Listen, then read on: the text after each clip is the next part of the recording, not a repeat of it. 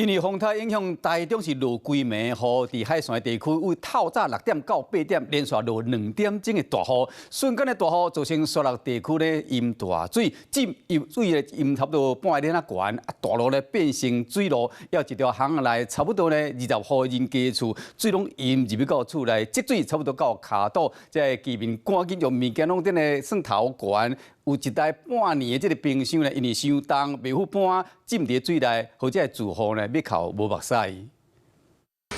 这有够深的啊！水淹到厝里，上深的是到骹肚林，居民甲拄仔搬去较悬的所在，不过遮买半年的冰箱袂赴搬，就规个拢浸水。我去台冰箱是12个才买的，都买了。才买的。6点多啊。早上6点多，那你有办法睡觉吗？你怎么知道淹水了？其实我都没有在睡觉，我若变落雨，我就会惊死啦。另外一户红家道嘛拢浸伫水里，冰箱搁用砖仔贴悬。因讲因为遮的地形较低，若是拄着落雨，定着会淹水。比较严重的时候，我们这一条街都会淹，而且外面都没事，然后这一条可能比较低洼，然后就是会容易淹起来。之前淹最严重是1层楼全淹。但那是风台造成的大雨，为早起6点外一直落到8点外。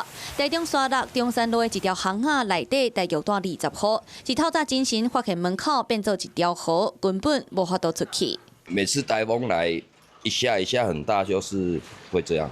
会这样。这已经持续好几次了。台中海线的地区水淹到面体超商，一间油漆园的边仔溪水阁淹过路面，排水沟仔是完全未复排。本来地势较低啊。以后船咧大高，伊无个泡通啦，我快去无接通。虽然风台已经离开，不过外围环流所造成的大雨，原来对较低的所在造成灾情。